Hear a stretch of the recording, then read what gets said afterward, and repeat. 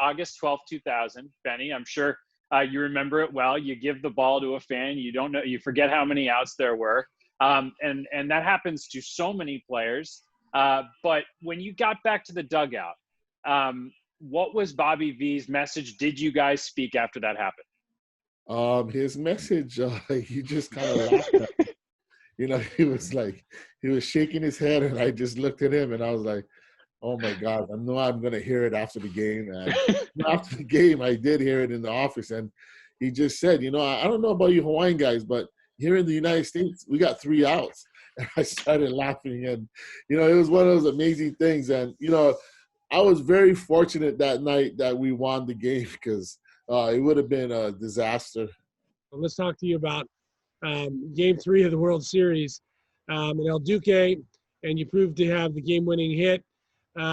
Take us through that game. Take us through that hit and what it was like at Shea Stadium to hear that crowd erupt in a World Series game. Before that at bat, I was in the dugout, you know, and I was telling Tom Robson, hey, you know, I'm getting a hard time, you know, picking up this guy because he's coming at all angles.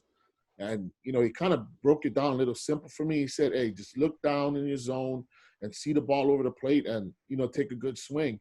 And, you know, I kept on watching him from the dugout and, you know, I'm like, oh my gosh, you know, he got all these angles. So when I was on the on-deck circle, I just was thinking, okay, I'm just going to get over him. I'm going to get good timing of it. And if it's there, I'm going to, you know, put the bat on it. And, you know, I got a pitch and, you know, I put the barrel on it and it went into left center. So, Benny, we talked about it earlier. You know, you came up so hot and everything, and the fans really just took a liking to you, and it seemed like it was instant. How do you describe that connection you had with the fans in New York? I think I was, you know, it was very fortunate because I was one of the homegrown players coming out of the system. You know, I came up, you know, I signed with the Mets in '93, and, you know, just seeing, you know, watching, you know, a lot of games with the Mets, you know, there was a lot of players that came up in the system and a lot of players that didn't.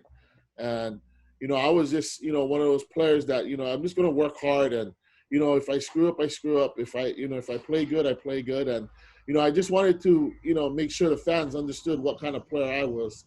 And, you know, I was very fortunate that, you know, they understood that because I was out there, you know, I want to win every game. And I know, you know, the Mets fans are very, very, you know, knowledgeable about the game because they'll let you know when you screw up.